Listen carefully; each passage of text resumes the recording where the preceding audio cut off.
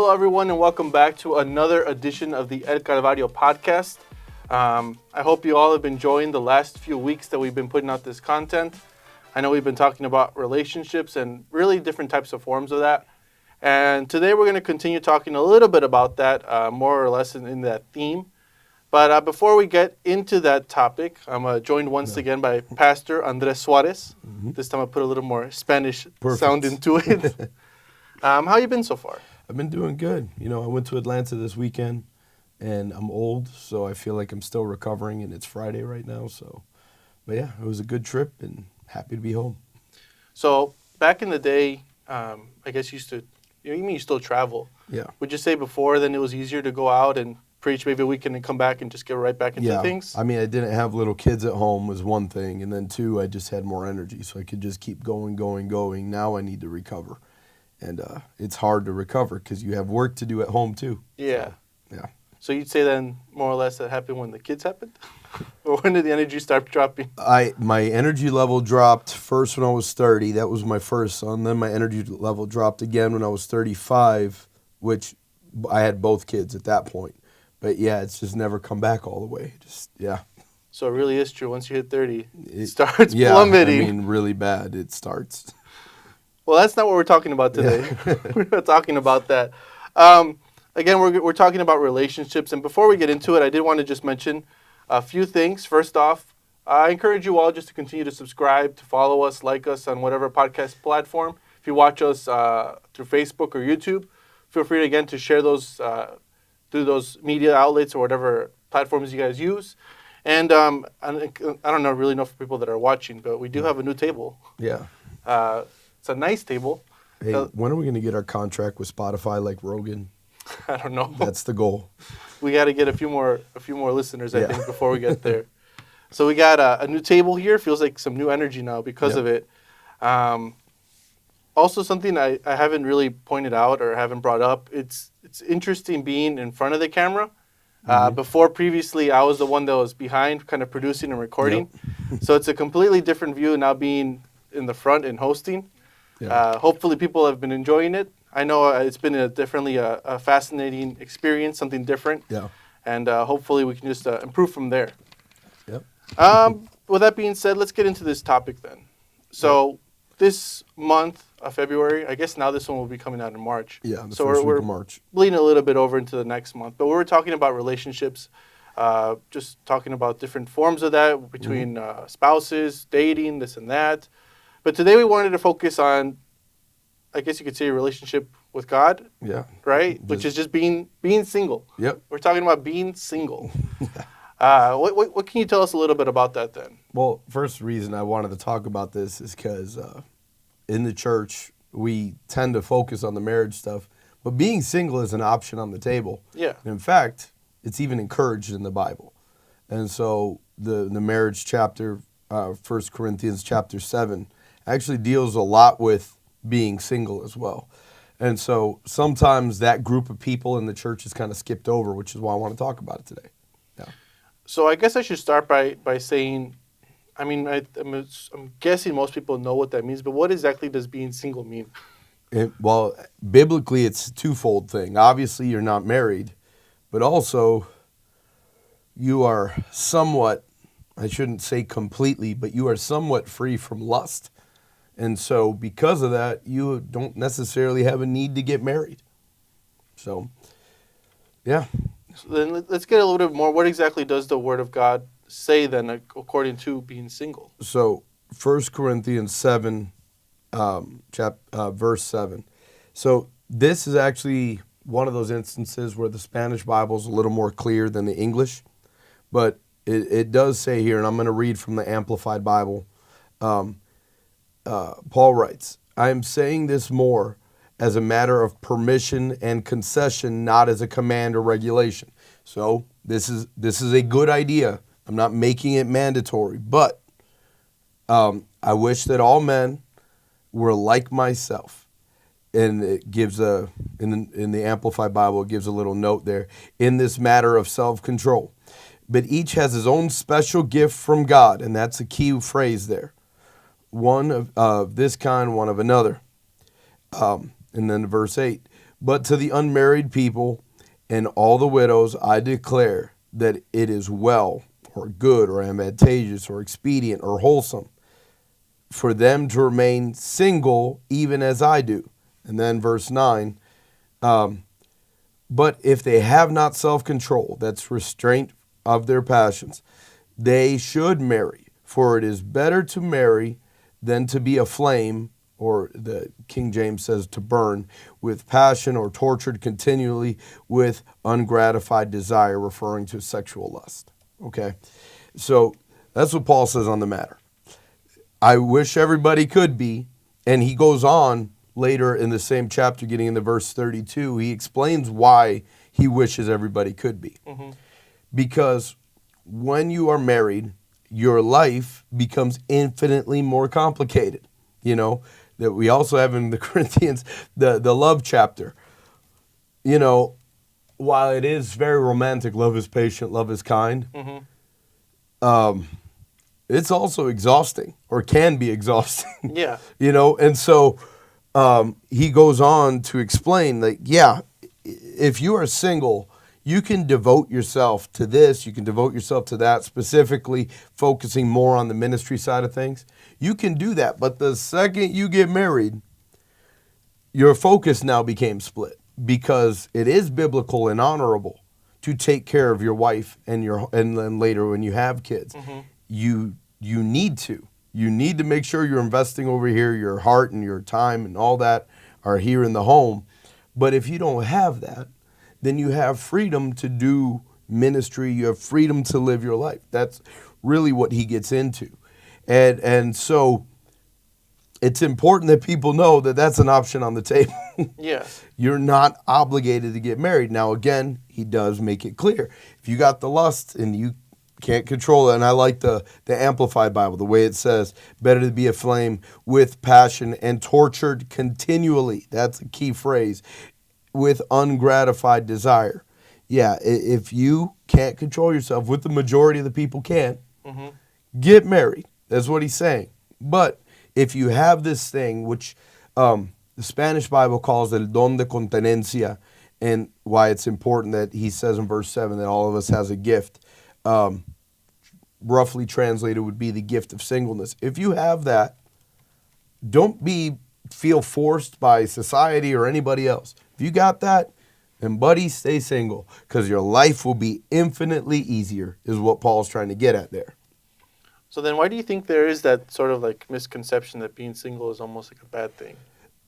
It's one of those things that the majority of people on earth need to get married. Yeah. Okay? The majority of people cannot do this. That's why he ties it into this special gift from God. Because, yeah, most of us need it. And even when God creates marriage, obviously Adam had a problem. He felt lonely. And so God created it so that Adam wasn't lonely originally. That was the plan, right? And so not everybody struggles that way. You know, this was funny because I actually struggled with this myself a little bit when I was a teenager reading the Bible, and I came across this. So it's better for me to be single. It's better. Who wants to settle for second best, right? So it's better. But I knew I had a lust problem, number one. I need to get married because of that. But in addition to that, so I knew I had the lust thing. So I need to get married. However, I still like being alone. Yeah. You know, so sometimes people talk, I'm so lonely. And I'm like, if I had like a night to sit at home and just, I don't know, just be by myself, I enjoy that. I enjoy sometimes just being alone. And so I was kind of confused. Like, I like my own company, but I also have the sexual desire. So where do I fall? And obviously, I got married. So it's really important to just know yourself and whatever. But yeah, some people have to get married. They can't stand being alone. Some because of sex or whatever. You just need to know yourself. If you enjoy your own company and you don't have that lust issue, then stay by yourself, because you'll be miserable on the other side of it. And speaking a little bit about loneliness here, Um, is that something that you think people should kind of, I guess even before marriage, something that they should be comfortable with themselves before they even seek a sort of marriage or dating or anything like that? Yeah, because if you can't just handle yourself, then how are you going to handle somebody else? So you do need some of it. And obviously, different personality types need more or less. But if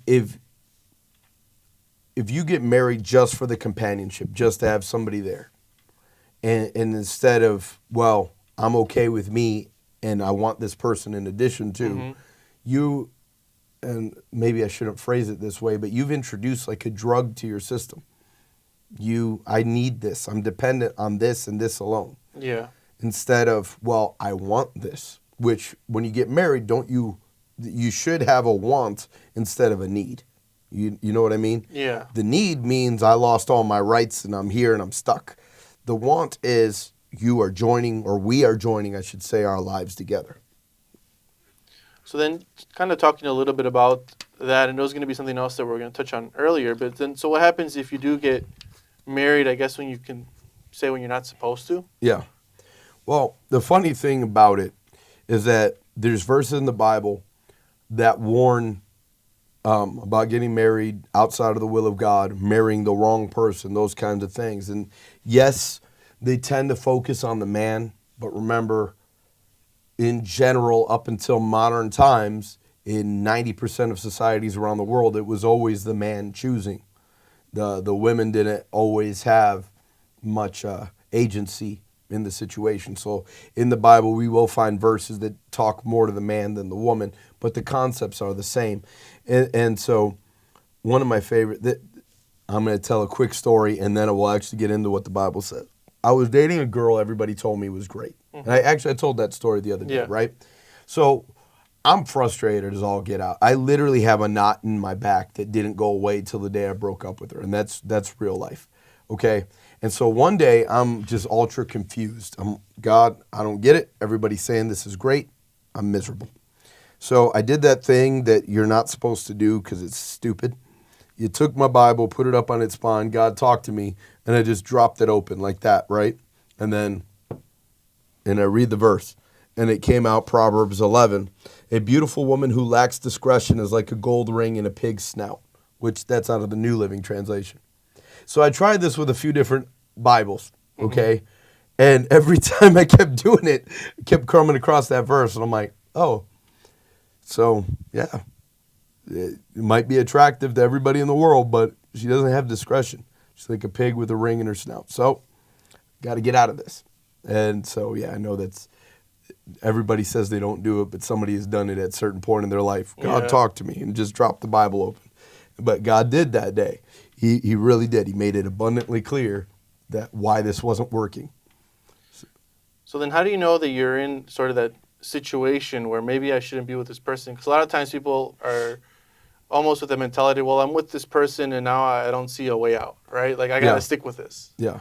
I shouldn't tell the story. I'm telling the story real quick. I was in somebody's wedding where the best man of the wedding, so I'm one of the groomsmen and the best man's over here, and he literally tells the groom while the woman's coming down the aisle, it's not too late. Yeah. And it wasn't too late. Now, obviously, it'll cause a bigger problem if you wait till literally she's coming down the aisle. But nonetheless, and so the thing is, you have to study each other ahead of time. And, well, first, you need to know yourself, and then you need to study each other to see if we are a match. Because if not, we're going to drive each other nuts. And I heard one preacher say, I don't know what that would have been, but I remember him talking about, so God provides the marriage so that man is not alone. But when you marry the wrong person, you're married and still alone, except this time you can't get away from the person who makes you lonely. Okay. And so it tortures you. It becomes a prison. And so it's important to study each other. So I knew, I know how I am. And I'm going to use very shallow whatever example. But, when I was in school, anti-establishment, quiet, want to keep to myself, did not want to participate, didn't want to be part of that, that typical, that stereotypical American high school culture. Pep rallies were vile to me, those kind of things. So would I marry the cheerleader type? Mm-hmm. You know what I mean? And I'll keep going with the cheerleader type. I'm not exactly a peppy kind of guy, okay? I'm not. I like to joke around or whatever, but I'm not peppy, happy, whatever. If I married a woman like that, wouldn't I be in a perpetual hell every day of my life? We're just not going to understand each other. Not that one's good or one's bad. We're just not going to get it. And so if I would have married somebody that way, I'd be miserable. Yeah. And I guess that's why the Bible, again, recommends that for some cases it's better to be single than to be married. Yeah. But then this is great for people that are, I guess, in the process, maybe dating or are single right now. But, I mean, what happens if you're already married to that person? What's the fix? Is there a fix there? There is, which one is obviously prayer. Yeah. And two, the Bible does teach that a man is supposed to live wisely with his wife, or according to knowledge, one translation says. In other words, you do need to get to know her. We're already married. Now we're going to form a life together. Mm-hmm. And actually, let me add in, whoever you marry, no matter what, you're going to have some sort of contention, because it is two separate lives. You can pick out perfect, and this could be heavens open up, God says, marry her. You're still two different people with different histories, different opinions. There's going to always be some contention. The problem is when you just live in contention. And so when you are married, the man, specifically the man, the order is given to him to study her and learn about her. Okay? You also need to be praying for your home. Some guy, I preach that at the church, and I promise you, some men are like, why are you putting something else on me? Because you're the head of the household. If you pray and bring God into the home, isn't he the God who calms the storm? Mm-hmm. Isn't he the God who can change mourning into dancing? So you bring him in the home, his presence will transmit some things to fix issues in the marriage and get to an understanding. And it's one of those things, all right, we already got married and we're just living, fighting. That can all change following biblical principles, praying it through, having God there, and he'll take care of it over time. But it does require, first one, to make the decision to be mature and grow, and then in turn the other has the opportunity to do so as well. And 9 times out of 10, that does happen because the word of God does not come back void. There will be progress. So I guess, for those that maybe find themselves in a situation like that, it's not a lost cause. It's not. Right? It's just a matter of, well, all right, now it's time to grow up and seek God. Yeah. Let me say it like this. Pretend that there's a starting line to the race. You marry the person who's in the will of God. We connect. We understand each other. Well, we're starting from here so that we can make it to the end. If I marry somebody outside of the will of God, well, I'm starting from down here. I could have been here, but I'm here. That's fine. We work on it. We'll eventually get here and then get to the end goal. It does just require more work. Okay. And so let's go back to being single a little bit. Well, can I read some verses that deals with both sides of the equation? Yeah. Of Proverbs. The book of Proverbs has several verses about marriage that actually have to do with singleness as well. And again, it's going to be geared towards the man, but the principles apply to both. Proverbs 14, a wise woman builds her home, but a foolish woman tears it down with her own hands. A foolish wife sucks the life from her husband. And I'm reading these all out of the New Living Translation. A quarrelsome wife is as annoying as a constant dripping. This Proverbs 21:9 and Proverbs 25:24. I might have that second number wrong, but says exactly the same thing. It is better to live in the corner of an attic than with a quarrelsome wife in a lovely home. Proverbs 21 It is better to dwell in the wilderness than with a contentious and angry wife. So, I married the wrong woman. Even if she's a good woman, okay? Even if she's a good woman, if I am constantly spitting the opposite of what she understands out of my mouth, even if she's a good woman, we are going to get to that point of the quarrelsome and the angry and all that stuff. Even if we're both two good-willed people, we're going to get there. Yeah. And so then we get into that, well, I'm married but still alone. Okay? Now let's add in the other thing. You have the gift of singleness. The will of God is not for you to marry, and you get married anyway. And now you're held hostage. You're not alone. You're never stinking alone. And now I have this thing because I have the gift of singleness. I want to be alone. In fact, I feel energized when I get alone. And then on the other hand, I married somebody who wants to be with me all the time. And they think they're just showing affection and they're happy and whatever. And it's like, no, you're driving me nuts. I can't take it. I need to be alone. And so now the person who has the need for aloneness is feeling miserable. The person who has the need for togetherness feels unfulfilled and unloved and rejected and blah, blah, blah. So we get into a situation in the home that didn't need to be there of contention and arguing and two people feeling unfulfilled. So it's the same principles applied different. If you're single, if you have the gift of singleness, or you think you might, let me add that in. You think you might, pray, get confirmation from God, seek that out, and be happy in it. If you don't have said gift of singleness, pray and get confirmation from God that this is the right person to marry. And then, so now when we're married, yes, we're going to have fights sometimes, but we're not going to live like that whole deal about it's better to live in the corner of an attic. It's better to dwell in the wilderness. It's not going to be that. No, in spite of some conflicts that we have, I'm better now that we got married. It's that kind of thing.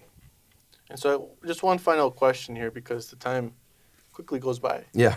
Kind of going back to the just being single here, the last question, is there a difference? Does the Bible say like any sort of different way for a man to live single or a woman to live single? Like, are there similarities, differences for that? It doesn't really go into a whole lot of detail. It is just a question about that gift of singleness. They enjoy being alone and they're in control of their sexual lust. Well, then that's it, and you don't necessarily need anybody else. Is there anything else you want to add before we tie things up here? Just as far as anybody who's dating or whatever, you need to figure some of this stuff out. And, as a pastor, constantly, whether it's this subject or other things, there are life decisions that once you've committed, even if you're able to get out of them, still cause consequences in your life,